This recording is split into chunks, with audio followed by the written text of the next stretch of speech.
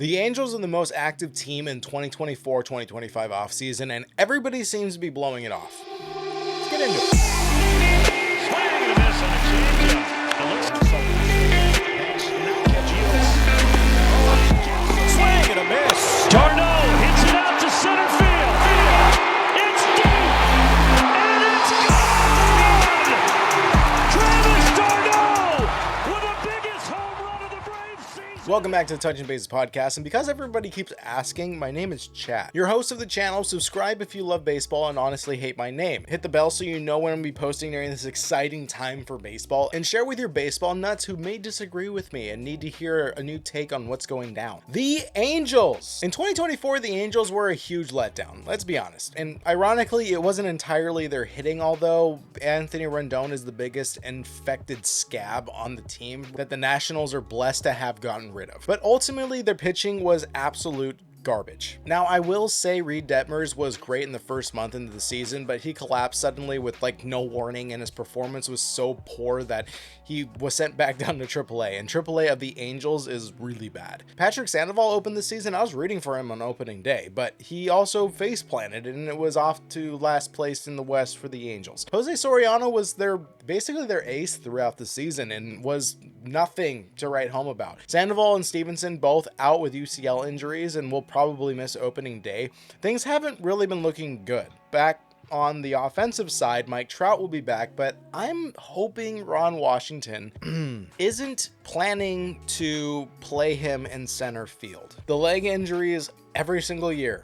It should be enough to say no more. How can you play him on the field when he's entering his 13th season? I digress. So, the first move of the offseason was a trade. They send Griffin Canning to the ATL for Jorge Soler, a monster bat from Miami in 2023, signed with the Giants in 2024, where he was relatively dull, trying to hit one out of the most pitcher-friendly parks in baseball, and was traded to Atlanta at the deadline as the Braves needed bats with Acuna out and Austin Riley asleep at the plate. Plus, Soler kind of got his name from being a Brave, so it was a sweet homecoming trying to make the playoffs. Unfortunately, even though the Braves made the playoffs, they fell short in the wild card series. Now, with 1 year on his contract, Jorge Soler, he is headed back to the West Coast, down though to LA, where I'm going to assume he'll be platooning center field and DH with Mike Trout. I don't want to put it past the Angels to play Trout on the field, even though I think that would be the dumbest move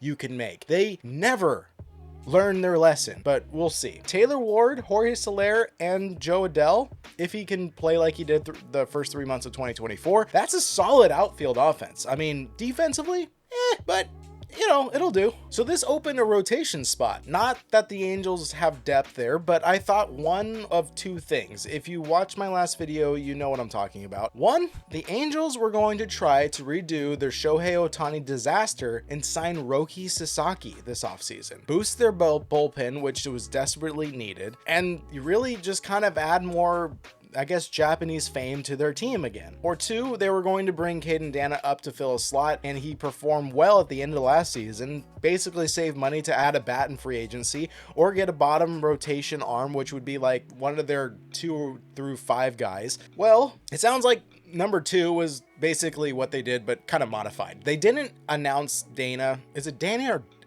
Dana? I think it's Dana. Although it is early, they still can. But instead, they signed an arm. Now, when I said bottom of the rotation arm, I didn't expect them to do bottom of the Angels rotation. I meant like bottom of a good rotation. Angels signed Kyle Hendricks to a 1-year deal after a disastrous season, and I mean disastrous, with the Cubs, putting him at a negative 1.6 WAR, recording only 4 wins, 12 losses, with an ERA of 5.92.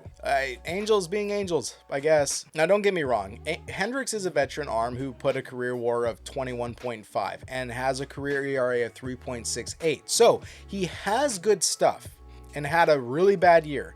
But all of the clubs out there who can develop and fix pitchers, the Angels aren't one of them. The Angels had the 5th worst ERA last season, behind the White Sox, who broke the record for the most losses in the season, Rockies, Marlins, and surprisingly the D-backs. And I say that with a lot of shame. Not to mention they signed a guy who isn't just having a fluke season. Kyle, he threw over 4.0 ERA every season since 2020, except for 2023, where he barely scratched average with a 3.78 ERA. So the pitching is filled? No, not at all. I think the Angels are I think they're trying something. I think this is a lottery ticket for the Angels. They are hoping that Kyle comes back with a sub 3 ERA self prior to 2020, use him as a trading piece at the deadline in 2025. That's all I think this is, because if he is a bust, it's one season, they don't care, they cut ties, they're probably going to do a lot more. This is not the end of their pitching search. They brought somebody in that they're hoping can be their old self, and if they are, and they're not in the playoff contention, or they're good enough to where they don't have to worry about missing the wild card, they can trade him away and only better their team. Or they could go out and get prospects, because the Angels still are the only team with no prospects in the top 100. And this could be a long-term engagement if Kyle Hendricks works out this season. Next thing that they do, they sign Travis d'Arnaud. I think I always say his name wrong. To a 2-year deal. A catcher with a decent bat. 1.1 WAR last year with 15 home runs and a 238 average. Also a former Brave from last season. Are the Angels trying to be Braves? I don't get it. Now, d'Arnaud doesn't really fit. I could see the Angels wanting a backup for O'Hoppe so he isn't playing every single game. And Matt Thaiss is not the platoon catcher you want offensively. But d'Arnaud, defensively, he's well below average. He's not good behind the plate. You need a good backstop for the pitching that I just went over a few minutes ago. So it left me kind of scratching my head. But again, outside the box, this opens up talks for Matt Thaiss, Evan White, and Scott Kindry. I think I'm saying Scott's name wrong. To be traded for a rotation arm and sign a bullpen arm. Well, this was my thought process. And then as of yesterday, as I record this, Matt Thaiss was DFA'd. So he's now designated for assignment, which means that they just want to get rid of him. It kind of makes sense. That's the first move that they've made where it's like, okay, I get it. Okay, yeah, go ahead. Thaiss, White, and Kindry all are near or over 30 years old, and they've all played less than 4 years in the MLB, 2 of which were, according to Fangraphs, are in the AAA, and Thaiss is out of club options, so why not let him go? Plus, he's never hit over 217 in the bigs, but defensively, he is good, and he could have been a good piece for a team that is needing a cheap, durable defensive catcher. Teams like the Reds, where Thaiss could possibly even hit better. So look for the Reds to maybe pick up Matt Thaiss as kind of a backup catcher behind Stevenson. Now, I thought that contract options were decided, but I don't know. I guess I'm misreading something. I don't know. But I saw that Evan White is still on contract, and now that the Mariners aren't paying him $4.5 million of his contract for 2025, he is due $8 million this coming season, and he is a club option through 2028. He's due $10 million next year, and then in 2027, $11 million, and then $12.5 million in 2028. I'm not sure what the point of keeping his option is when he has never batted over 176 in the MLB. I'm going to guess the Angels aren't stupid and are simply holding off till they can sign a backup first baseman for Shonwell, because there's no other reason that they have White on the books, considering he's still in AAA. So who could they get? I mean, honestly, if a decent backup to give Shonwell a break, someone like Yuli Gurriel, or you know what, it's the Angels, right? So give Jose Abreu a chance. Like, try to fix his swing for $1 million instead of wasting money on a AAA guy who was equally as bad as Abreu and was worse than 40-year-old Yuli.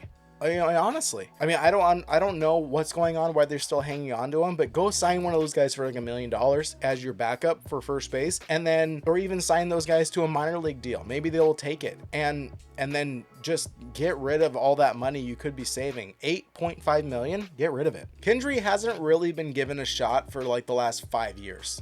I'm going to be honest. I'm not saying that he's bad or anything. I think he can be developed. He is getting older. He is over 30 years old, I believe, but he wasn't terrible. He was just below average offensively for the Phillies. But with the absolute drought of second base bats in the last 2 seasons, I mean, he really couldn't be a bad trading piece for a team that really needs a middle infield. And when I mean cheap, I mean he's only costing $800,000. Like he's a sub $1 million player, and he has control. Now, I truly, for Angels fans, I truly think this team isn't very bad, but they need one or two more rotation arms who have a high floor, not really a high ceiling, just a high floor. You know what they can do, they're solid at it, and you utilize that to your advantage. Don't try to get people with a high ceiling but can be terrible. And I'll say it now, I think they are cooking for a third base option. Anthony Rendon doesn't want to play. He has publicly said it. It's just a job. He wants to play less. Okay, that's fine. Say less. Since you have a no trade clause, nobody wants him on their team. And of course, if nobody wants him on the team, nobody wants his insane contract. You are stuck paying him. So you know what? Go find a cheap third base that can bat .230 and slug .400. Nothing crazy. I'm not talking a star. Okay. If you're an Angels organization, if anybody in the Angels organization is listening to this, hear me out. You have Evan White costing you pretty much the cost of a very, very good third baseman out there. You don't even need to go sign one because there's not really that many options. Don't get Gio Urshela or anything like that. Don't waste your time with it. Make a deal. Trade. Figure something out. Go get Emmanuel Rivera with Baltimore. He's a backup third base. He plays every once in a while. He would be great for the third base spot. Get Rendon off the field because offensively, he's a waste of time. I know you're paying him. I know. Get rid of him. Just sit his ass on the bench. Let people all forget about it because you have 2 years left. He's going to disappear. Go get Emmanuel Rivera from Baltimore, Rome Gonzalez from Boston, Andy Ibanez from Detroit. All of these guys are cheap third base options or players who can move from the middle infield to third base that can fill that hole in the lineup. Stop playing the guy who doesn't care about the game.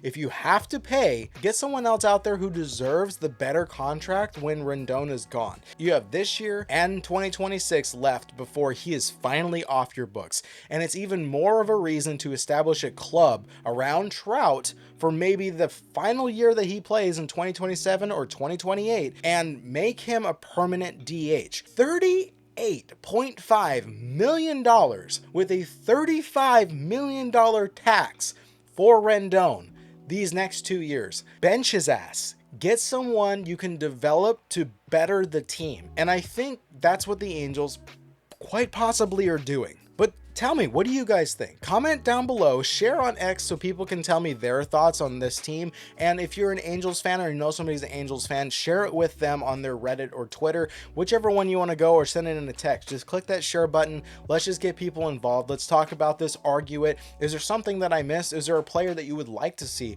replace them? Are you an Anthony Rendon fan? If you're an Anthony Rendon fan, tell me why, because I hate the guy. And until then, I guess I'll see you on the next one. Later.